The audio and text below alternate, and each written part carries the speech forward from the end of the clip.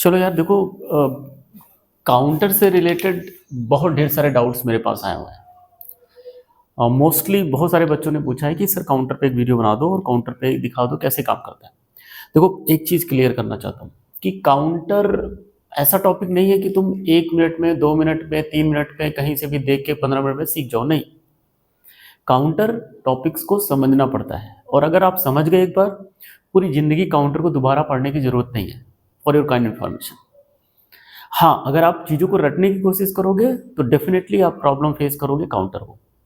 तो हम लोग इनिशियली स्टार्ट करते हैं, मैं तुमको बताऊंगा कहाँ गलती, क्या चीज़ याद करनी है, क्या चीज़ अब याद हो जानी चाहिए, क्या चीज़ हमको काम आएगी आगे, वो सब चीज़ें बताऊंगा। ठीक है, तो सबसे पहले स्टार्ट करते हैं सर काउंटर से रिलेटेड। काउंटर दो टाइप के होते हैं, काउंटर असिंक्रोनस काउंटर भी होता है और सिंक्रोनस भी काउंटर होता है। ये पूरा डिस्कशन जो होगा हमारा असिंक्रोनस काउंटर के ऊपर होगा। मैंने एक छोटा सा एग्जांपल लिया है सिंक्रोनस काउंटर का, जिसमें सिर्फ और सिर्फ मैंने 2 फ्लिप फ्लॉप यूज करने की कोशिश की। जब भी आप 2 फ्लिप फ्लॉप यूज करने की कोशिश करते हैं तो इसको बोलते हैं 2 बिट सिंक्रोनस, सिर्फ 2 बिट असिंक्रोनस काउंटर। अगर आपने 3 फ्लिप फ्लॉप यूज किए होते तो इसको 3 बिट सिंक्रोनस काउंटर बोलते। अगर आपने 4 बिट यूज किया होता तो इसको 4 फ्लिप फ्लॉप यूज किया होता तो इसको बोलते हैं 4 बिट असिंक्रोनस काउंटर। ठीक है, ये जो बिट होती है 4 बिट 3 बिट नाम कहाँ से आया, वो नंबर ऑफ फ्लिप फ्लॉप्स के ऊपर डिपेंड करता है। अगर तुम ध्यान से देखो इस फ्लिप फ्लॉप में, इस डायग्राम में मैंने जानबूझ के जेके लिखा हुआ है। एक फ्लिप फ्लॉप है जिसको J0 K0 बोला हुआ है, दूसरा फ्लिप फ्लॉप है J1 और K1 बोला हुआ है। सर आपने इसको जेके फ्लिप फ्लॉप ही लिया है, और आप एक चीज और यहाँ पे क्लियर करना चाहते हो, आप जेके फ्लिप फ्लॉप भी यूज कर सकते हो, टी फ्लिप फ्लॉप भी यूज कर सकते हो, कोई प्रॉब्लम नहीं है, प्रोवाइडेड दैट जो जेके फ्लिप फ्लॉप है, ये जो फ्लिप फ्लॉप है ये भी आपका टॉगल मोड में ही होना चाहिए, और ये फ्लिप फ्लॉप भी आपका टॉगल मोड में ही होना चाहिए। और आपको अच्छी तरीके से सिखाया गया है कि JK flip flop toggle mode में तब होता है जब आपके दोनों इनपुट 1-1 होते हैं, दोनों इनपुट 1-1 होते हैं। क्लियर है? एक और चीज आप अगर देख रहे हो ध्यान से, इसमें सर्किल के बाद मैंने क्लॉक लगाया हुआ है, एक सर्किल बनाया हुआ, फिर इसके बाद क्लॉक का सिग्नल दिया हुआ है। इस सर्किल का रिप्रेजेंटेशन होता है नेगेटिव एज का, आपको बताया गया क्लास में, नहीं पता फिर भी आप जान लो। अगर मैं ये हटा दूं, ये सर्किल हटा दूं, तो ये मतलब है कि ये positive edge triggered flip flop है। ये ट्रिगर तब करेगा, ये टॉगल तब करेगा जब ये पॉजिटिव एज देखेगा। ये ट्रिगर कब करेगा, जब आपको ये नेगेटिव एज दिखेगा। तो नेगेटिव एज दिखने पे ये टॉगल करता है, पॉजिटिव एज दिखने पे ये टॉगल करेगा। लेकिन इस केस में, इस सिचुएशन में आपने दोनों को नेगेटिव एज ट्रिगर्ड ही लेके रखा हुआ है, तो this is also negative tip, this is also negative. Asynchronous counter में एक खास बात होती है कि असिंक्रोनस काउंटर में यहाँ पे जो फ्लिप फ्लॉप आप 2 यूज करते हो, इस फ्लिप फ्लॉप पे दूसरी क्लॉक देते हो, मान लो कोई क्लॉक दिया, दूसरे वाले को ये क्लॉक नहीं देते हो। अगर आपने दोनों फ्लिप फ्लॉप पे सेम क्लॉक अप्लाई किया है तो वो एग्जांपल होता है सिंक्रोनस काउंटर का। लेकिन असिंक्रोनस काउंटर में जो 2 फ्लिप फ्लॉप होंगे उन दोनों फ्लिप फ्लॉप पे अलग अलग क्लॉक लगता है। 3 फ्लिप फ्लॉप होगा तो तीनों पे अलग अलग क्लॉक, 4 फ्लिप फ्लॉप होंगे तो चारों पे अलग अलग फ्लिप फ्लॉप, अलग अलग क्लॉक दिए जाएंगे। एक सबसे इंपॉर्टेंट क्वेश्चन जहां आप गलती करोगे, मैं फिर से रिपीट कर रहा हूं, आप जो क्लॉक अप्लाई करते हो जो आपके हाथ में है, ये जो क्लॉक आपको दिया जाता है इसको बोलते हैं क्लॉक सिग्नल, जो बोलते हैं एक्सटर्नल क्लॉक। जो भी एक्सटर्नल क्लॉक होता है, आपके पास पॉसिबिलिटीज है कि वो क्लॉक आप यहाँ पे लगाइए, आपके पास पॉसिबिलिटी है कि वो क्लॉक आप यहाँ पे लगाइए।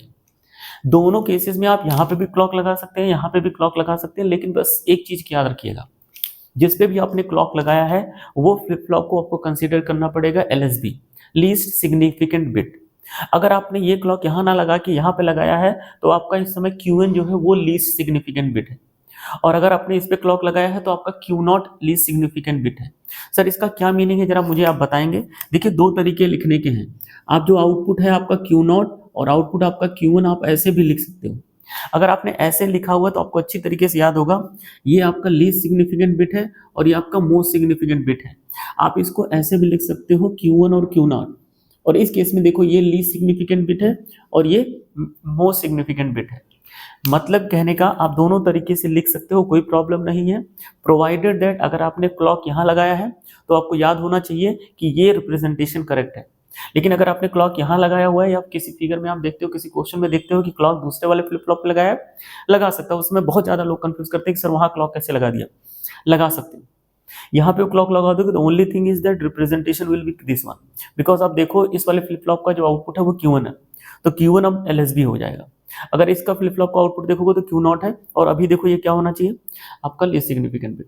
तो डिपेंड करता है कि आप कर क्या रहे हो, डिपेंड करता है आप सोच क्या रहे हो। सारे डाउट क्लियर करते चलो। तो ये सबसे पहला रिप्रेजेंटेशन खत्म हुआ, डाउट क्लियर हुआ कि भैया क्लॉक कहाँ लगाना है, ये हमारा क्लियर हो गया। सर किस जगह पे क्लॉक लगेगा, कहाँ पे नहीं लगेगा, दोनों जगह लग सकता है, कोई परेशानी वाली बात नहीं है। सर आपने अगर यहाँ पे एक क्लॉक लगा दिया तो अब ये क्वेश्चन अराइज करता है कि सर जो दूसरा फ्लिप फ्लॉप है उसको क्लॉक कहाँ से दोगे। देखो उसको क्लॉक दो तरीके से दिया जा सकता है, दो जगह से दिया जा सकता है। जो इस फ्लिप फ्लॉप को आपने क्लॉक दिया तो ये फ्लिप फ्लॉप टॉगल करने लगेगा। टॉगल करने लगेगा मतलब 1-1 स्टेप पे आप भी जानते हैं कि अगर ये 0 है तो 1 हो जाएगा, 1 है तो 0 हो जाएगा, कोई प्रॉब्लम नहीं है। तो जो आपकी ये फ्लिप फ्लॉप काम करने लगा, लेकिन इस फ्लिप फ्लॉप तभी काम करेगा जब इसको क्लॉक अप्लाई होगा। तो आपके पास दो पॉसिबिलिटीज है। आप एक काम करिए, या तो Q0 को ही डायरेक्ट कनेक्ट कर दीजिए इसके क्लॉक को, ये पॉसिबिलिटीज भी है आपके पास, मैंने बताया भी हुआ लेकिन फिर भी रिपीट कर रहा हूँ। दूसरी पॉसिबिलिटीज है, कोई इंसान आके बोलेगा नहीं सर एक काम करते हैं, यहाँ से भी नहीं फ्लिप फ्लॉप को क्लॉक देंगे, एक काम करते हैं हम लोग इसको जो क्लॉक है ना वो इसके यहाँ से दे देते हैं। जो क्यू बार है ना, ये भी तो आउटपुट है उसका फ्लिप फ्लॉप का, क्यू बार, इसको भी तो दिया जा सकता है। दोनों तरीके से दिया जा सकता है, यहाँ से भी आप दीजिए, यहाँ से भी आप दीजिए, कोई प्रॉब्लम नहीं है। लेकिन अगर आप यहाँ से आप दोगे, यहाँ से आप देते हो या यहाँ से देते हो, दोनों केसेस में मैं क्या करता हूँ सर, जो भी एनालिसिस मैं इस वाले को देके कराऊंगा वही इस वाले से भी करके दिखाऊं। तो एक काम करते हैं सर, हम लोग ऊपर से एक काम करते हैं, क्लॉक Q0 से ही देते हैं। बस खाली ये याद रखना कि आपने दूसरे वाले फ्लिप फ्लॉप को आउटपुट कहाँ से दिया है, Q0 से दिया है। तो अगर हम ध्यान से देखें, हमने इसको क्लॉक दिया है, अपना क्लॉक जो इसका आउटपुट आया है Q0 उसी को क्लॉक दे दिया है दूसरे वाले फ्लिप फ्लॉप का, और ये आपका आउटपुट आएगा। ये है कहानी, ये भी टॉगल मोड में है, ये भी टॉगल मोड में है, ये हमारा बिल्कुल मामला क्लियर है। एक और चीज आप ध्यान रखना, यहाँ पे मैंने क्लियर बार लिखा हुआ है, यहाँ पे भी मैंने क्लियर बार लिखा हुआ है। क्लियर बार लिखने का मतलब है कि जब भी आपका क्लियर बार पे आप 0 लगाओगे ये फ्लिप फ्लॉप रीसेट हो जाएगा। और PR बार लिखने का भी मतलब है जब भी आप PR बार 0 लगाओगे तो ये सेट हो जाएगा। और ये मैंने लेक्चर 13 में समझाया हुआ बाकायदे डिटेल से कि कब क्लियर बार लिखते हैं, कब क्लियर लिखते हैं। नहीं समझ में आया तो जाके देख लो, 13 में पूरा समझाया गया है कि मैंने क्लियर बार कब लिखना है, मुझे क्लियर कब लिखना है, मुझे प्रीसेट कब लिखना है, प्रीसेट बार कब लिखना है, सब समझाया हुआ। तो ये पूरी रिप्रेजेंटेशन हो गई। सर ये आपने अगर कर दिया तो अब देखिए ध्यान से, आपके ये क्लॉक्स हैं, ये एक क्लॉक है, दूसरा क्लॉक, तीसरा क्लॉक, चौथा क्लॉक, पांचवा क्लॉक। सबसे ब्लंडर कहाँ करते हो, याद रखना ये एक इंडिविजुअल पूरी की पूरी क्लॉक है, ये इंडिविजुअल दूसरी क्लॉक है, and this is my third clock, and this is my fourth clock, and this is my fifth clock, and this is my only 5 clocks are there. मैंने खाली 5 क्लॉक्स दिए हैं, मैं देखना चाहता हूं कि अब क्या होगा, इस तरह के करने से आपको क्या मिला होगा ये आप मुझे बता दो। तो आप अच्छी तरीके से पता है कि ये बंदा टॉगल मोड में है, जैसे ही ये निगेटिव एज दिखेगा टॉगल करेगा। और इनिशियली इनपुट आप भी जानते हो कि इनिशियली ये फ्लिप फ्लॉप भी क्लियर है और इनिशियली ये फ्लिप फ्लॉप भी क्लियर है। दोनों फ्लिप फ्लॉप अगर क्लियर है तो आपको अच्छी तरीके से पता होना चाहिए कि जो आउटपुट है Q0 वो क्या होगा सर, 0 होगा। जो आउटपुट Q1 है वो क्या होगा, 0 होगा। और अगर आप टेबल बनाने की कोशिश करो तो देखो Q0 और Q1 ये टेबल है, तो इनिशियल कंडीशन आपकी दोनों 0-0 है, ये आपको पता है। अभी कोई क्लॉक लगी नहीं है, क्लॉक नहीं लगाया गया। अब मैं पहली क्लॉक लगाने की कोशिश करूंगा, तो जरा आप ध्यान से देखना, जब आप इसमें क्लॉक लगाएंगे और ये 1-1 है तो जाहिर सी बात है जो 0 था वो टॉगल करने की कोशिश करेगा, टॉगल कोशिश करेगा। और कब करेगा टॉगल, जब भी आपको निगेटिव एज दिखेगा। किसका निगेटिव एज दिखेगा, क्लॉक का निगेटिव एज दिखेगा। तो मैं यहाँ से स्टार्ट करता हूँ, जो मेरा आउटपुट है सर Q0 वो हमेशा पहले से 0 बना हुआ था और 0 बना हुआ है, लेकिन जैसे ही वो क्लॉक का निगेटिव एज दिखेगा, क्लॉक का निगेटिव एज देखते ही वो क्या करेगा, टॉगल कर देगा और अब ये 1 हो जाएगा। लेकिन फिर से वो जब निगेटिव एज दिखेगा फिर से टॉगल करेगा, और जब फिर से वो निगेटिव एज दिखेगा फिर से टॉगल करेगा, और फिर से जब निगेटिव एज दिखेगा, जब वो निगेटिव एज दिखेगा तब तक मेरा जो Q0 है वो टॉगल करेगा। ये बिल्कुल क्लियर है, आप भी जानते हो, इसको आपने क्लॉक दिया है। जब भी ये हमेशा 1-1 रहेगा और जब भी आपका ये निगेटिव एज दिखेगा, हर क्लॉक का निगेटिव एज देखते ही ये बंदा अपनी आउटपुट को टॉगल करेगा। इनिशियली 0 था तो 1 होगा, फिर से देखेगा तो फिर 1-0 हो जाएगा, फिर 1-0 1-0 इस तरह ही करता रहेगा। लेकिन एक चीज आपने शायद नहीं देखी, उसको ऑब्जर्व करिए, ये जो भाई साहब हैं इनमें 1-1 तो लगा हुआ था और ये भाई साहब भी निगेटिव एज पे ही ट्रिगर करते हैं। और निगेटिव एज पे ट्रिगर करते हैं तो जरा देखो, जब आपका आउटपुट 0 था और उसके बाद वो क्या हो रहा होगा सर, वो 1 हो रहा होगा, और उसके बाद फिर से क्या हो रहा होगा, 0 हो रहा होगा। तो तुम्हें अच्छी तरीके से पता है इसका मीनिंग होता है निगेटिव एज ट्रिगर। ये टॉगल तब करेगा जब ये क्यू नॉट जो है, जो क्यू नॉट आपका आउटपुट है, वो जो क्यू नॉट है जब भी 1 से 0 की तरफ आएगा, जब भी आपका क्यू नॉट 1 to 0 आएगा मतलब निगेटिव एज होगा। देखो ध्यान से, क्यू नॉट अभी 1 है, जब 1 से 0 होगा क्यू नॉट, 1 से 0 होगा क्यू नॉट, और 1 से 0 होगा क्यू नॉट। ये क्यू नॉट को देख के आपका Q1 ट्रिगर करेगा। क्यों? क्योंकि ये भी निगेटिव एज ट्रिगर्ड है। ये किसके ऊपर नजर रखेगा, वो इस पे नजर रखेगा और इसको देखेगा। इनिशियली 0 to 1 जाएगा तो टॉगल नहीं करेगा, लेकिन दोबारा जब टॉगल होगा 1 to 0 तो जाहिर सी बात है 1 to 0 मतलब निगेटिव एज। देखो ध्यान से, 1 से 0 जा रहे हो तो निगेटिव एज, 1 to 0 जा रहे हो निगेटिव एज, तो क्यू नॉट निगेटिव एज बहुत ढेर सारे आएंगे। अब आपका जो दूसरा वाला फ्लिप फ्लॉप है वो टॉगल तब करेगा जब इसके वाले निगेटिव एज को देखेगा, दैट मीन्स क्यू नॉट के निगेटिव एज को देखेगा। तो जाहिर सी बात है इसको अगर देखा जाए जो हमारा Q1 है ना सर, वो इनिशियली तो 0 था, जब उसे देखो ये पॉजिटिव एज दिखा। आपको अच्छी तरीके से पता है जो दूसरा फ्लिप फ्लॉप है वो पॉजिटिव एज पे नहीं निगेटिव एज पे ट्रिगर करता है, तो इस समय कोई प्रॉब्लम नहीं, 0 बना रहेगा। लेकिन जैसे वो निगेटिव एज देखेगा वो टॉगल करेगा, टॉगल करता चला जाएगा, लेकिन फिर से जब वो निगेटिव एज दिखेगा फिर टॉगल करेगा, फिर से 0 बना के रखेगा, और जैसे वो निगेटिव एज दिखेगा फिर टॉगल करेगा। तो देखो जो आपका Q1 आउटपुट है वो टॉगल तब करता है जब उस आउटपुट के निगेटिव एज को देखता है। ये टॉगल तब करता है जब क्लॉक के निगेटिव एज को दिखता है। ये केस सिर्फ इसलिए पढ़ाया गया है जब आपका निगेटिव एज ट्रिगर लिखा हुआ है। मान लो इसी केस में थोड़ा सा चेंज मैं कर दूं कि मैं यहाँ पे निगेटिव एज ट्रिगर ना करके पॉजिटिव एज ट्रिगर करूं। पॉजिटिव एज ट्रिगर करता तो मुझे मार्किंग कहाँ लगानी पड़ेगी, पॉजिटिव एज पे। पॉजिटिव एज मतलब फ्रॉम 0 to 1। सिमिलरली ये भी पॉजिटिव एज अगर होता तो पॉजिटिव एज होने का मतलब है 0 to 1, तो जो ये क्लॉक 0 to 1 जाएगा तब ये टॉगल करता। तो अगर मैंने पॉजिटिव एज लिया होता तो ये जो भाई साहब है वो इसी पे ट्रिगर कर जाते, वो भाई साहब यहाँ पे ट्रिगर करते, वो भाई साहब यहाँ पे ट्रिगर करते हैं, लेकिन इस केस के लिए यही केस है आपका। तो अगर आप इस चीज को देखो तो आपको Q0 मिल गया और Q1 मिल गया। और एक आज चीज आप और ध्यान की रखिएगा, देखिए ये आपका 1 है, क्लॉक 1, ये आपका 0 है और ये 1 है, और ये 0 है और ये 1 है, और बेसिकली ये 0 है और यहाँ पे 1 1 है और ये 0 0 है।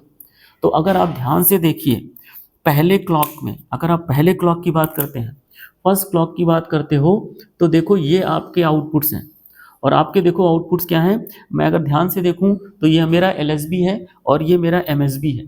तो MSB अगर मैं देखूं वहाँ पे लिखने की कोशिश करूंगा तो Q0 की वैल्यू क्या लिखूंगा 1 और Q1 की वैल्यू क्या लिखूंगा 0। तो अगर मैं लिखने की कोशिश करूंगा तो ये मेरा आउटपुट होगा, Q0 क्या होगा 1 और Q0 क्या होगा 0। सिमिलरली ये क्या होगा 0 1, तो अब ये क्या होगा 0 1, एंड लास्ट स्टेज क्या होगी 1 and 1। तो तुम्हें एक चीज दिख रही होगी कि ये जो आपने काउंटर बनाया है ना, उस काउंटर में पहली क्लॉक लगाते ही ये स्टेट आएगी, दूसरी क्लॉक लगाओगे तो ये स्टेट आएगी, तीसरी लगाओगे तो ये आएगी, और जैसे ही चौथी लगाओगे देखो फिर से 0 0 स्टेट आएगी। इसका मतलब कहीं ना कहीं इनडायरेक्टली आपने क्या बनाया है, सीक्वेंस काउंटर बना लिया है। अगर सॉरी सीक्वेंस काउंटर नहीं, अप काउंटर बना लिया। क्यों? क्योंकि अगर मैं इसको डेसिमल में इसकी वैल्यू चेंज करूं तो ये है 0, इसका डेसिमल का मतलब है 1, इसका डेसिमल का मतलब है 2, इसका डेसिमल का मतलब है 3। तो आप 0 से 1 जाएंगे, 1 से 2 जाएंगे, 2 से 3 जाएंगे, और फिर 3 से बैक टू 0 जाएंगे। और आप देखो आपने असिंक्रोनस काउंटर डिजाइन कर लिया है। वो भी कौन सा काउंटर डिजाइन किया है, अप काउंटर डिजाइन किया है। और अप काउंटर डिजाइन क्या कर रहा है, 0 to 1 जा रहा है, 1 to 2 जा रहा है, 2 to 3 जा रहा है, 3 to 4 जा रहा हूँ। और बार बार ये टाइमिंग डायग्राम अब बनाने की जरूरत नहीं है। अब आपको समझ में आ गया है कि एसिंक्रोनस काउंटर को अगर आप ऐसा करोगे तो आपको अप काउंटर मिल रहा है। अब अप काउंटर में हमेशा आपको पता है कि 0 to जाएगा। और एक चीज आप अगर ध्यान से देखो, इसी आउटपुट को देखते हुए 2 फ्लिप फ्लॉप यूज किए आपने, और देखो कितने टोटल स्टेट्स हैं, 0 0 0 1 1 0 1 1। तो इसका मतलब कहीं आप ये तो नहीं कहना चाह रहे हो कि 2 फ्लिप फ्लॉप यूज करने पे 2 to the power 2, that means 4 states होंगे। यस, बिल्कुल करेक्ट। अगर आपने असिंक्रोनस काउंटर डिजाइन करने की बात की है, अगर आपने 2 फ्लिप फ्लॉप यूज किया है, याद रखिएगा 4 स्टेट्स आएंगे। अगर आपने 3 फ्लिप फ्लॉप यूज किया है तो 2 to the power 3, that means total 8 states होंगे। अगर आपने 4 फ्लिप फ्लॉप यूज करोगे तो 2 टू द पावर 4, वो टोटल 16 स्टेट्स होंगे। तो ढेर सारे स्टेट्स भी पॉसिबल है, सारी चीजें पॉसिबल है, और ये कहानी होपफुली मुझे लगता है कि इसका डायग्राम समझ में आ गया। अगर आप क्लियरली थोड़ा सा प्यार से ऑब्जर्व करो इस डायग्राम को, तो आपने निगेटिव एज ट्रिगर लिया है। सर जो ऑब्जर्वेशन क्या कहता है, अब मुझे क्या याद रखना है, अगर आप बात करते हो सर आपने निगेटिव एज ट्रिगरिंग ली है और जो है क्यू नॉट को आपने दूसरे फ्लिप फ्लॉप का क्लॉक दिया है। तो अगर मैं अब ध्यान से देखूं तो निगेटिव एज करने से और क्यू नॉट को आउटपुट देने से मुझे अब काउंटर मिला है। कहीं आप ये तो नहीं कह रहे हो सर कि अगर मैं अब पॉजिटिव काउंट कर दूं, अगर मैं पॉजिटिव एज दे दूं और क्यू नॉट बार को अब इनपुट करूं, उसका क्लॉक दूं, तो भी मुझे अब काउंटर ही मिलेगा। इनडायरेक्टली अपने दिमाग में अब ये चीज बनानी है कि जब भी आप निगेटिव एज ट्रिगर देते हो और क्यू नॉट को, मतलब निगेटिव पॉजिटिव, अगर मैं क्यू नॉट को पॉजिटिव बोलता हूं और क्यू नॉट बार को निगेटिव बोलता हूं, तो तुम ध्यान से देखो दोनों जब डिफरेंट है, दोनों जब डिफरेंट है, पॉजिटिव और क्यू नॉट बार दोनों जब डिफरेंट करोगे तो हमेशा अप काउंटर बनेगा। और ये टाइमिंग डायग्राम जब बनाओगे तो हमेशा वैसा ही होगा। तो बार बार अब ये टाइमिंग डायग्राम बनाने की जरूरत नहीं है, लेकिन आना चाहिए कैसे बनता है। तो अब हमें याद हो गया कि सर अगर मैं दोनों को डिफरेंट करूंगा या मैं कोई फिगर ऐसा देखता हूं जहां मुझे ये दिखता है कि आपने निगेटिव लिया है और आउटपुट यहां से लिया है, तो डेफिनेटली वो अप काउंटर होगा। और अप काउंटर कौन सा होगा, असिंक्रोनस काउंटर। दूसरी चीज, अगर मैं अपोजिट भी देखता हूँ, यहाँ पे पॉजिटिव देखता हूँ और यहाँ से अगर मैं इनपुट दे देता हूँ तो भी वो अब बनेगा। लेकिन इसके अलावा भी केस पॉसिबल है, 2 केस और पॉसिबल है। सर आप निगेटिव ही लीजिए और निगेटिव से ही आप दे दीजिए क्लॉक दूसरे को, तो उस केस में आपको डेफिनेटली डाउन काउंटर बनेगा। अगर आपने इसको निगेटिव लिया, पॉजिटिव लिया है, पॉजिटिव दिया है, तो भी डाउन काउंटर बनेगा। मतलब जब सेम सेम करते हो तो डाउन बनेगा और जब डिफरेंट करोगे तो अप काउंटर बनता है। डेफिनेटली बार बार ये टाइमिंग डायग्राम आएगा, बनाने की जरूरत नहीं। तो होपफुली अब मैं जो एनालिसिस कर रहा हूँ या जो एनालिसिस बना पाया हूँ अपने दिमाग में, ये जरूरी था समझना कि बनता कैसे है। क्योंकि अब मुझे अब जो क्वेश्चन सॉल्व करने होंगे, जो ऑब्जेक्टिव क्वेश्चन सॉल्व करने होंगे, कंपटीशन में बैठना होगा, तो अब मुझे कुछ चीज़ें याद करनी होंगी काउंटर्स के बारे में, असिंक्रोनस काउंटर में, जो मुझे याद होनी चाहिए। इसको रट्टा नहीं बोलते हैं, इसको बोलते हैं कि अगर किसी से की बार किसी को यूज करना है तो कुछ इन्फॉर्मेशन हमारे पास होनी चाहिए। तो इन्फॉर्मेशन हमें अब इकट्ठा मैंने क्या की है, तो देखो ध्यान से, कुछ इन्फॉर्मेशन मैंने इकट्ठा कर ली है। असिंक्रोनस काउंटर से रिलेटेड मेरे पास कुछ इन्फॉर्मेशन आ चुकी है। इस डायग्राम को देखते ही मेरे दिमाग में एक क्लियरिटी बन गई है कि ये जो डायग्राम है वो बेसिकली प्यारा सा डायग्राम है असिंक्रोनस काउंटर का। और ये डायग्राम असिंक्रोनस काउंटर का क्यों है वो भी बताता हूँ, देखो कैसे दिमाग लगाते हैं। सर ये देखिए आप, ये असिंक्रोनस काउंटर का एक छोटा सा डायग्राम, और इसको देख के मैं समझ गया हूँ कि ये असिंक्रोनस काउंटर है। क्यों? क्योंकि यहाँ पे क्लॉक दिया है और जो इस वाले को क्लॉक दिया है वो इसका क्लॉक दिया है, इसका आउटपुट दिया है। तो जाहिर सी बात है 2 डिफरेंट क्लॉक दिए गए हैं, 2 डिफरेंट फ्लिप फ्लॉप को, तो ये असिंक्रोनस काउंटर का ही एग्जाम्पल आएगा। ऐसा कोई भी एग्जाम्पल देखो जहाँ ऐसा कहीं दिख रहा है जहाँ पे सेम क्लॉक नहीं है, वो असिंक्रोनस का ही। दूसरी चीज, निगेटिव दिया है और पॉजिटिव इसको दिया है, तो पक्का इसका मतलब ये आपका अप काउंटर होगा। अगर आपने निगेटिव दिया है और निगेटिव ही दे दिया इसको फिर क्लॉक, तो इसका मतलब ये डाउन काउंटर होगा। और अगर ये अप काउंटर और डाउन काउंटर मुझे दिख गया तो मुझे सीक्वेंस भी समझ में आ गई। तो अगर ये अप काउंटर है तो पक्का मुझे सीक्वेंस पता है कि 0 के बाद क्या आएगा, 1 आएगा, 1 के बाद क्या आएगा, 2 आएगा, 2 के बाद क्या आएगा, 3 आएगा, और 3 के बाद रिपीट क्या होगा, 0 होगा। और टोटल 2 फ्लिप फ्लॉप है तो टोटल स्टेट्स कितने होंगे, 4 स्टेट्स होंगे आइडियली। यही पॉसिबल चारों स्टेट्स होंगे। और ये बाइनरी में अगर आप लिखना चाहो तो 0 0 होगा, फिर 0 1 आएगा, 1 0 आएगा और 1 1 आएगा, फिर से ये रिपीट होगा और यही फ्लो आपका चलता चला जाएगा। लेकिन ये तो सर हुई अप काउंटर की बात। अगर मान लीजिए गलती से ये डाउन काउंटर होता तो डाउन काउंटर में ये फिगर कैसा दिखता। डाउन काउंटर में सिर्फ अंतर ये होगा, सर निगेटिव दे दीजिए और ये आप इनपुट दे दीजिए तो ऑटोमेटिकली डाउन होगा। तो आप देखिएगा 0 0 जब रहता है तो 0 0 के बाद वो 3 होगा, फिर वो 2 होगा, फिर वो 1 होगा, और 1 के बाद बेसिकली फिर से क्या हो जाएगा, 0 हो जाएगा। तो 0 के बाद पहला स्टेट आएगा वो 3 आएगा, 3 के बाद 2 आएगा, 2 के बाद 1 आएगा और 1 के बाद फिर से 0 0 हो जाएगा। तो बेसिकली जो डाउन काउंटर होगा उसमें ये स्टेट्स पॉसिबल हैं, ये सारी स्टेट्स पॉसिबल हैं। और अब हमें डाउन काउंटर दिखते ही मेरे दिमाग में ये स्टेट्स चलने लगेंगी, मेरे दिमाग में खुद क्वेश्चन आने लगेंगे कि 4 स्टेट्स होंगे, चारों स्टेट्स कौन कौन से होंगे, अप काउंटर होगा तो ये स्टेट्स होंगे, डाउन काउंटर होगा तो ये स्टेट्स होंगी, कौन किसके बाद आएगा, इसकी भी क्लियरिटी मुझे पूरी तरीके से हो चुकी है।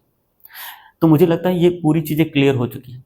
अब बात आती है सर इसमें असिंक्रोनस काउंटर की खास बात और होती है, इसमें हम लोग डिज़ाइन कर सकते हैं मॉड काउंटर, मॉडुलस काउंटर। मतलब अगर मेरे पास 4 स्टेट्स हैं सर, अगर कोई ऐसी केसेस आ रहे हैं जहाँ पे मुझे 4 स्टेट्स नहीं यूज़ करने हैं, मुझे मान लीजिए सिर्फ 2 स्टेट्स यूज़ करनी है या 3 स्टेट्स यूज़ करनी है या 4 स्टेट यूज़ करनी है, तो क्या ऐसी चीज़ें पॉसिबल है कि हम लोग कर सकते हैं?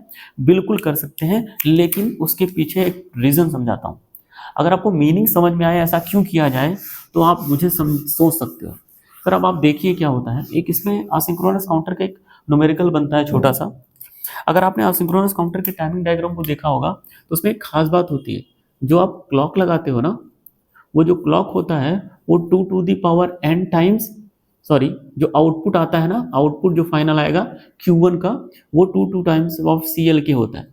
मतलब जो टाइम पीरियड है ना, वो टाइम पीरियड इंक्रीज करता है। और अगर आप ध्यान दो तो टाइम पीरियड कैसे रेशियो में इंक्रीज करता है, वो 2 टू दी पावर n में करता है। और जो n होता है वो उसको बोलते हैं number of flip flop, number of flip flop. तो इस केस में नंबर ऑफ फ्लिप फ्लॉप कितने हैं sir? 2। Number of flip flop अगर 2 हैं तो जो आपका टी आउट होगा वो कितना होगा? 2 to the power 2 and TCL के। और उस हिसाब से जो आपका क्लॉक आउटपुट टाइम पीरियड होगा वो 4 टाइम TCL के होगा।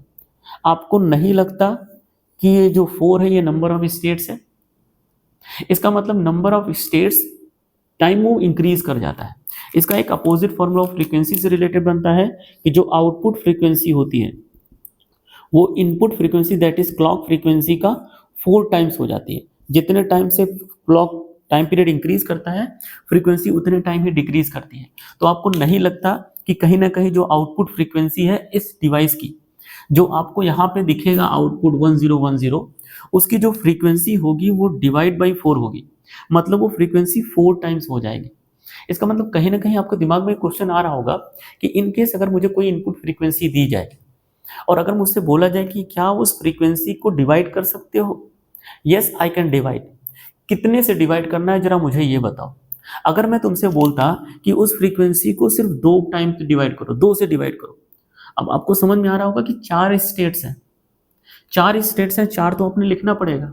लेकिन उस 4 स्टेट्स में से अगर सिर्फ और सिर्फ मैं 2 स्टेट यूज करूं तो इसका मतलब क्या हुआ? ये जो 4 थे वो वैलिड स्टेट थे। लेकिन क्या ऐसा पॉसिबल है कि जो क्लॉक फ्रीक्वेंसी है उसको सिर्फ 2 से ही डिवाइड किया जाए आउटपुट?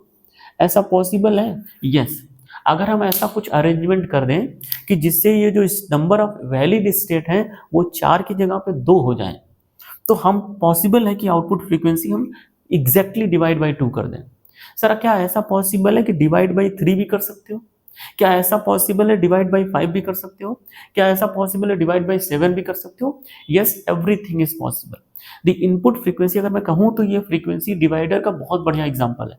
अगर कोई इंसान आपसे बोले कि फ्रीक्वेंसी डिवाइड करने के पास तुम्हारे पास कोई डिवाइस है, तो बोलो हाँ मैं फ्रीक्वेंसी डिवाइडर जानता हूँ बनाना। बोलेगा कैसे फ्रीक्वेंसी डिवाइडर बनाओगे? बोलो कि मैं असिंक्रोनस काउंटर जानता हूँ, और असिंक्रोनस काउंटर की एक खास बात मैंने देखी थी कि वो फ्रीक्वेंसी को डिवाइड करता था। फ्रीक्वेंसी को अगर इनपुट फ्रीक्वेंसी आप कुछ दोगे, उस फ्रीक्वेंसी को वो नंबर ऑफ स्टेट से डिवाइड कर देता है। तो अगर आप 2 फ्लिप फ्लॉप यूज करोगे, 2 फ्लिप फ्लॉप में टोटल वैलिड स्टेट आती हैं 4, तो वो फ्रीक्वेंसी को 4 टाइम डिवाइड कर देगा। लेकिन अगर आप चाहते हो कि 4 से ना डिवाइड करूं, 2 या 3 से भी डिवाइड कर दूं, तो वो भी मैं कर सकता हूं। At that time I will make use of clear और प्रीसेट बटन। जो क्लियर और प्रीसेट बटन होती है ना फ्लिप फ्लॉप में, उसको यूज करके मैं 4 की जगह 3 से भी डिवाइड कर सकता हूं, मैं 2 की जगह 2 से भी डिवाइड कर सकता हूं। जो भी कहो मैं सारी पॉसिबिलिटीज पॉसिबल है। बहुत अच्छी चीज है यार, अगर ऐसी चीज पॉसिबल है तो बहुत अच्छा है। और क्यों पढ़ रहे हो ये समझो कि खाली गधों की तरह पढ़ने से इंपॉर्टेंस नहीं है। The meaning why you are learning this synchronous counter, कहाँ यूज करोगे इसको, कैसे यूज करोगे, क्या मीनिंग है, क्यों मोड बनाना, क्यों खत्म करना, क्यों मोड 4 स्टेट आ रहे थे सही तो था, 4 में से तुमको 2 ही क्यों चाहिए? अरे 2 इसलिए चाहिए क्योंकि मुझे फ्रीक्वेंसी डिवाइड करनी है। मैं 2 से भी डिवाइड कर सकता हूँ, मैं 3 से। कभी कभी क्या होगा कि मान लो कोई फ्रीक्वेंसी है, अब मुझे तुम रिक्वायरमेंट किसी और फ्रीक्वेंसी की है, तो क्या मैं उस फ्रीक्वेंसी की को डिजाइन कर सकता हूँ? हाँ, पॉसिबल है। 4 किलो हर्ट्ज मेरे पास है, लेकिन मेरे पास 2 किलो हर्ट्ज नहीं है, तो 2 किलो हर्ट्ज में पॉसिबल है मेरे पास पाना? बिल्कुल पॉसिबल है, क्योंकि अंदर जो डिवाइस है उसके अंदर 4 किलो हर्ट्ज की फ्रीक्वेंसी है। उस 4 किलो हर्ट्ज फ्रीक्वेंसी को असिंक्रोनस काउंटर्स के साथ लगा दो और उस पर डिसाइड कर दो मोड कितना होगा, 2 होगा, 3 होगा, 4 होगा। तो अगर 4 है, तुमको 2 चाहिए तो मोड 2 कर दो। तो 2 बनाने के लिए, लेकिन तुम्हारे पास स्टेट टोटल 4 है। अब 4 को 2 बनाने के लिए इसमें यूज करेंगे हम लोग क्लियर और रीसेट बटन को। ठीक है, कैसे करेंगे, क्यों करेंगे, वो सब बताता हूं। ये बहुत इंपॉर्टेंट डिस्कशन था, गधों की तरह प्लीज मत पढ़ना इस टॉपिक को। नंबर पाना बहुत आसान है, गधा भी पा जाएगा। The only thing is that कैसे पा रहे हो, कितनी क्लियर अंडरस्टैंडिंग है तुम्हारी, वो क्लियर बटन क्या करता है, प्रीसेट बटन क्या करता है, सारी चीजें बताएं। तो अब चलते हुए देखते हैं ध्यान से। सर अब एक प्रॉब्लम चीज ये है कि आपने एक चीज बताई थी लेक्चर नंबर 13 में कि ये क्लियर तब होगा जब यहाँ पे 0 मिलेगा। ठीक है, वेरी गुड। मतलब इस वाले आइटम पे अगर आप देखो ध्यान से, यहाँ पे अगर आप 0 लाओगे किसी तरीके से तभी ये क्लियर होगा। और अगर मैं एक प्यारा सा नैंड गेट लगाता हूं, एक प्यारा सा नैंड गेट लगाता हूं, और नैंड गेट में मैं 2 इनपुट, 2 फ्लिप फ्लॉप्स है ना, तो 2 इनपुट रखेंगे। 3 फ्लिप फ्लॉप होते, कितने इनपुट होते, 3 इनपुट होते।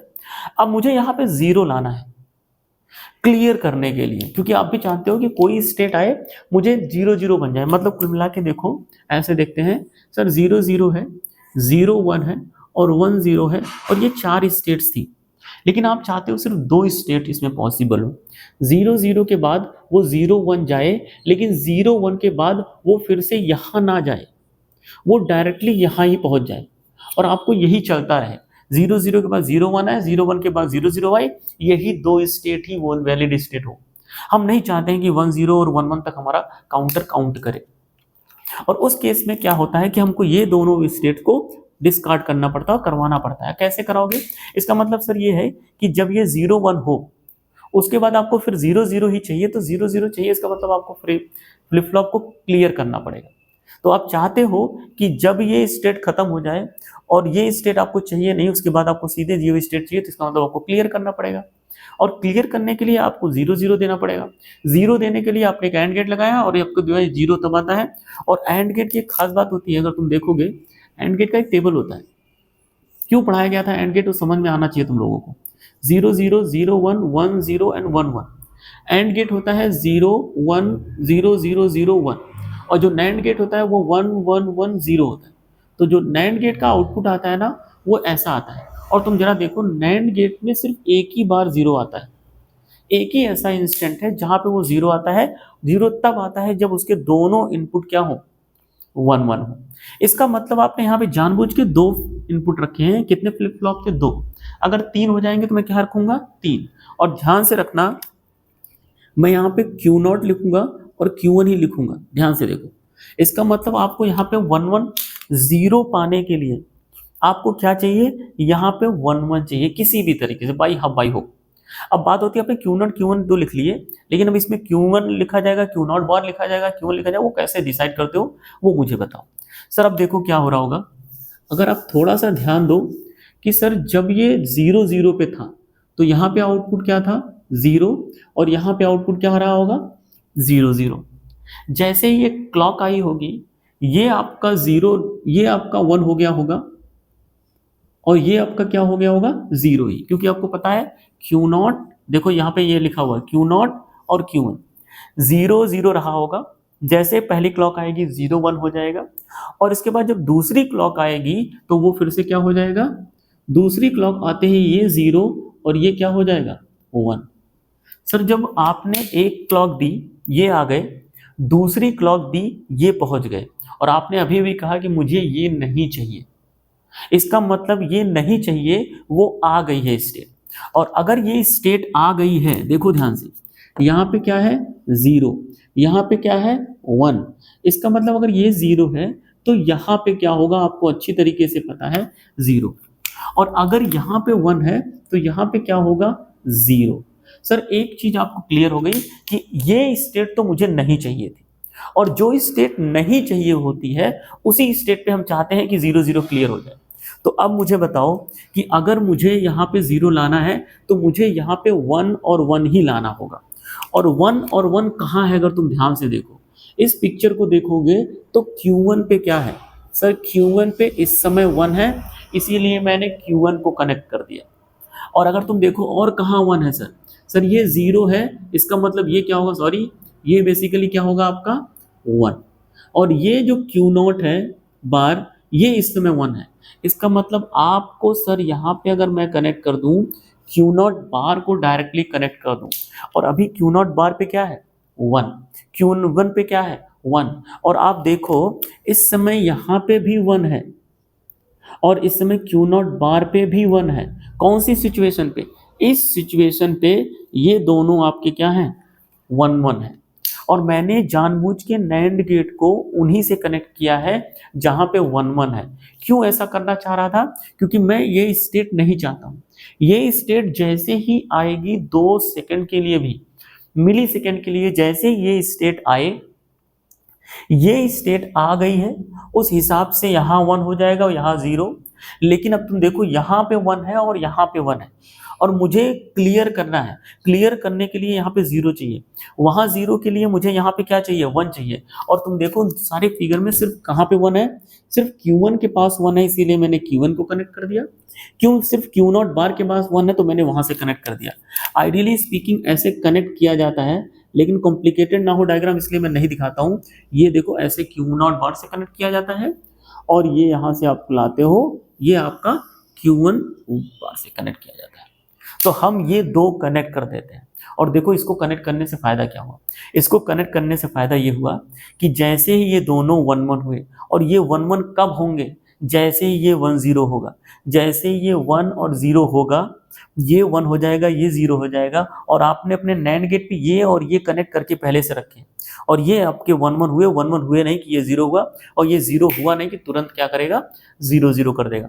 तो ये स्टेट आती है, जरूर आती है सर। 1 0 आ जाती है, लेकिन बहुत ही कम समय के लिए, very small amount of time, बहुत स्मॉल अमाउंट ऑफ टाइम के लिए ये आती है और फिर तुरंत चली जाती है, और जाने के बाद कहाँ पहुँचते हैं? 0 0।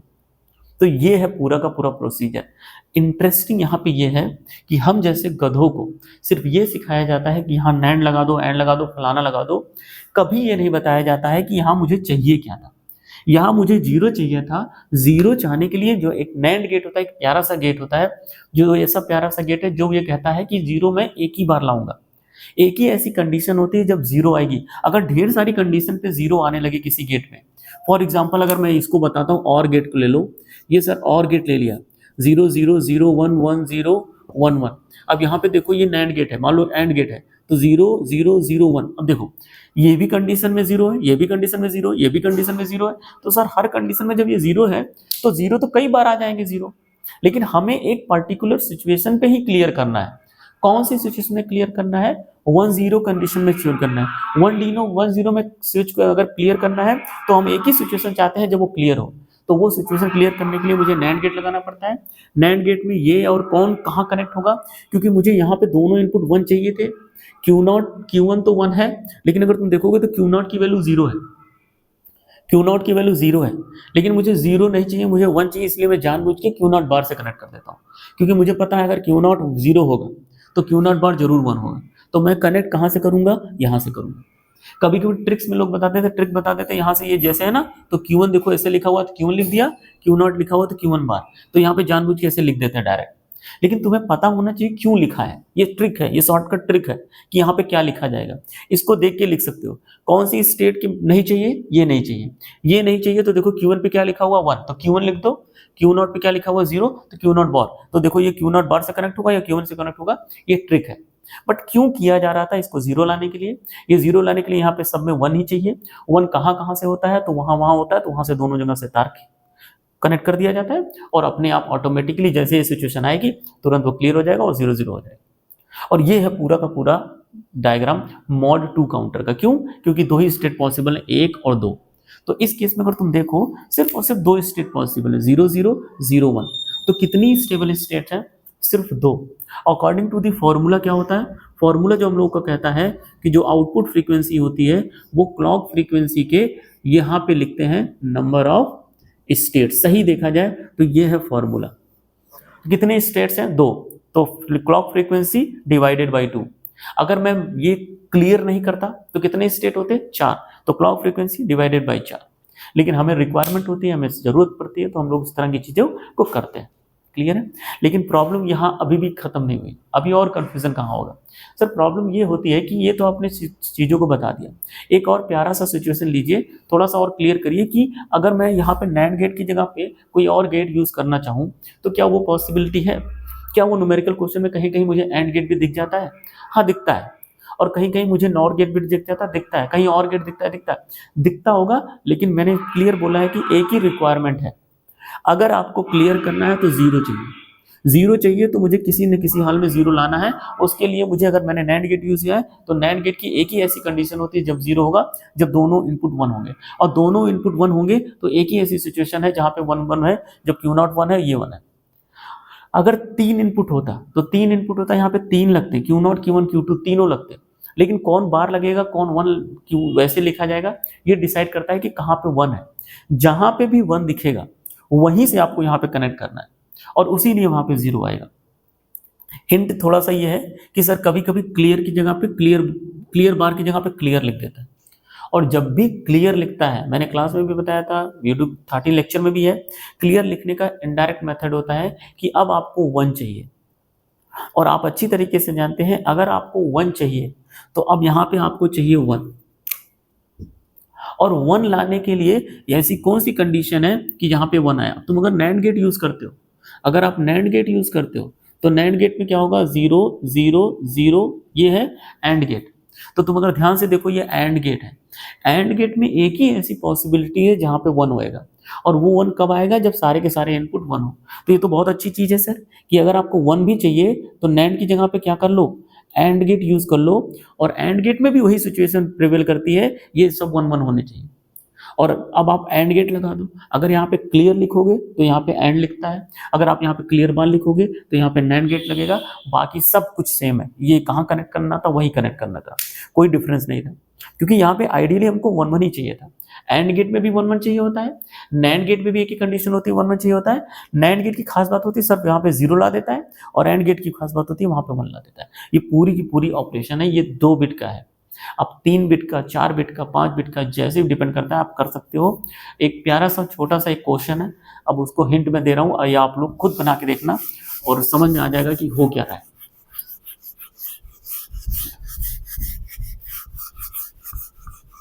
हिंट ये है कि सर ये क्वेश्चन है, इसमें बोलते हैं कि बीसीडी काउंटर बनाइए। क्या बीसीडी काउंटर बना सकते हो? सर बीसीडी काउंटर की खास बात होती है बाइनरी कोडेड डेसिमल। तो हम लोग जानते हैं डेसिमल कहाँ से प्रिवेल करता है, सिर्फ 0 1 2 3 4 5 6 7 8 and 9। This is decimal number from 0 to 9। Every decimal number from 0 to 9 can be coded by using 4 bit. हर एक डेसिमल नंबर को अगर आप 4 बिट बाइनरी नंबर से कोड कर दीजिए, तो जो आपका ये कोड आया है वही कहलाता है बाइनरी कोडेड डेसिमल।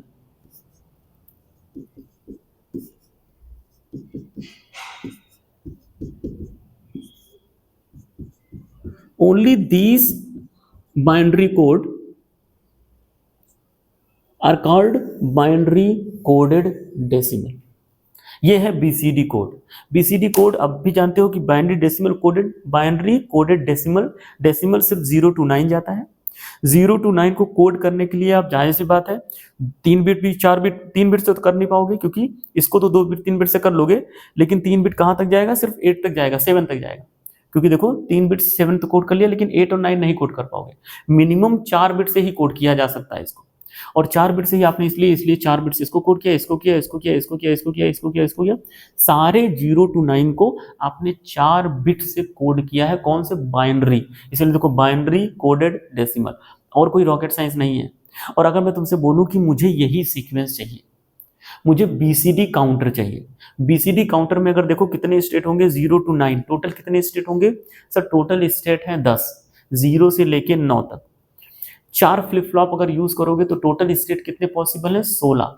सर अगर मैं बीसीडी काउंटर, मैं रिपल काउंटर बनाऊं या मैं एसिंक्रोनस काउंटर बनाऊं और 4 फ्लिप फ्लॉप लूं, मतलब 4 बिट एसिंक्रोनस काउंटर लूं और रिपल काउंटर लूं, और 4 बिट से कितने पॉसिबल स्टेट है? टोटल 16 स्टेट पॉसिबल है। लेकिन उन 16 स्टेट्स में से सिर्फ और सिर्फ मुझे कितनी चाहिए? मुझे सिर्फ और सिर्फ 10 स्टेट चाहिए। और 10 स्टेट्स में कौन कौन सी चाहिए? ये सारी चाहिए। और तुम्हें अच्छी तरीके से पता है कि इसके बाद कौन सी स्टेट आएगी। इसके बाद आएगी 1010। ये स्टेट नहीं चाहिए मुझे। बाकी इसके बाद, इसका मतलब ये जैसे ही आए क्या कोड होना चाहिए? 000। इसका मतलब ये वो स्टेट है जिसके बाद मुझे आपको 00 क्लियर करना पड़ेगा। तो तुम जरा ध्यान से देखो, ये लिखा हुआ है क्या? Q0, ये लिखा हुआ है Q1, ये लिखा है Q2 और ये लिखा है Q3। तो तुम्हें अच्छी तरीके से पता है अगर Q3 1 है तो डायरेक्टली मैं Q3 से ही कनेक्ट कर दूंगा, क्योंकि 1 ही ढूंढ रहा हूं। क्योंकि क्लियर करने के लिए नैंड गेट अगर लगा रहे हो तो क्लियर करने के लिए मुझे 1 1 ढूंढना है। 1 1 कहाँ मिलेगा? जरा ध्यान से देखना। सर Q3 पे मिल जाएगा, लेकिन Q2 पे नहीं मिलेगा। मुझे 1 कहाँ मिलेगा? Q2 बार पे मिलेगा। Q1 पे 1 मिल जाएगा सर, कोई प्रॉब्लम नहीं। Q0 पे क्या मिलेगा? सर Q0 बार पे मुझे 1 मिलेगा। तो देखो इस जगह पे मुझे 1 1 1 मिलेगा। इसका मतलब जो नैंड गेट मैंने यूज किया है, उस नैंड गेट पे जो इनपुट दूंगा मैं Q3 से दूंगा, Q2 बार से दूंगा, Q1 से दूंगा, Q0 बार से दूंगा। और जैसे ही ये वाली स्टेट आएगी, विद इन नो टाइम ये मेरा जो फ्लिप फ्लॉप है वो क्या हो जाएगा? 0 हो जाएगा। और उस समय मैंने क्या डिजाइन कर लिया? मॉड 10 काउंटर भी डिजाइन कर लिया, बीसीडी काउंटर भी डिजाइन कर लिया। बीसीडी काउंटर मॉड 10 काउंटर बोला जा सकता है, लेकिन मॉड 10 काउंटर कई और काउंटर भी हो सकते हैं। एक और मैं लाइन बोलने वाला हूं जो बहुत इंपॉर्टेंट है। लोग बोलते हैं कि क्या मॉड 10 और बीसीडी काउंटर सेम है? नहीं, दोनों डिफरेंट है। लेकिन हाँ, बाय डिफॉल्ट जो बीसीडी काउंटर होता है ना, वो मॉड 10 ही होता है। लेकिन दुनिया के सारे मॉड 10 काउंटर बीसीडी काउंटर होंगे कि नहीं होंगे, इसकी गारंटी नहीं है। लेकिन हाँ, बीसीडी काउंटर मॉड 10 होता है, ये बिल्कुल क्लियर है।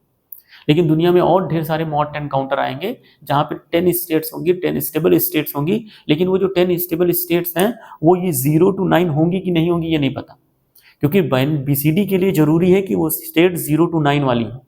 लेकिन जो मॉड 10 काउंटर है उसके लिए कोई जरूरी नहीं है कि 0 to 9 ही हो सकता है 10 to 18 हो सकता है 20 to 28 हो, या 29 हो, या 20 to 30 हो। तो वो पॉसिबल है, लेकिन ये नहीं होता है। तो अब तुमको समझदार हो कि मैं नैंड गेट यूज करूंगा, नैंड गेट में किसको कनेक्ट करूंगा वो करूंगा, क्लियर बार रखूंगा या क्लियर रखूंगा। अगर आपको 0 चाहिए तो नैंड रखना, अगर आपको 1 चाहिए तो आपको एंड गेट रखना। लेकिन एंड गेट हो या नैंड गेट हो, कनेक्ट यही करोगे। बस खाली वहां पे एंड गेट में आउटपुट 1 आएगा, नैंड गेट पे आउटपुट 0 आएगा। 0 आने पे वो क्लियर करेगा और 1 आने पे भी क्लियर करता है। वो लेक्चर नंबर 13 में क्लियरली बताया हुआ है, ठीक है, क्यों ऐसा हो रहा है। ये पूरी की पूरी बीसीडी काउंटर बेस्ड डिजाइन हो गई।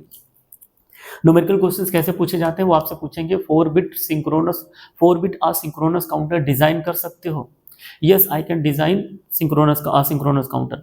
कितने बिट का चाहिए सर? 4 बिट का। कितने स्टेट चाहिए? 8 स्टेट चाहिए। तो ठीक है, 8 स्टेट चाहिए। इसका जो मतलब है, जो 9वां स्टेट है, अगर मैं 8 ही स्टेट बोल देता तो इसका मतलब 0 to लेके 0 to 7 जाता। इसका मतलब जो 8वां स्टेट है 1000, ये मुझे नहीं चाहिए, ये मुझे नहीं चाहिए। लेकिन ये आती है और ये आने दो, और जैसे ही ये आएगी तुरंत मेरा क्या होना चाहिए? 00 होना चाहिए। तो टोटल अगर देखोगे तो टोटल मॉड 10 काउंटर में 9 स्टेट आती हैं, लेकिन एक स्टेट बहुत कम समय के लिए स्टेबल होती है और हम लोग कंफ्यूज होते हैं, उसको गिन लेते हैं, कभी कभी कभी नहीं गिनते हैं, भूल जाते हैं। लेकिन आपको पता होना चाहिए क्लियरिटी कौन सी स्टेट को इग्नोर करना है, कौन सी स्टेट को नहीं। जो थोड़ी देर के लिए है उसको इग्नोर करो, बाकी सारे स्टेबल स्टेट है।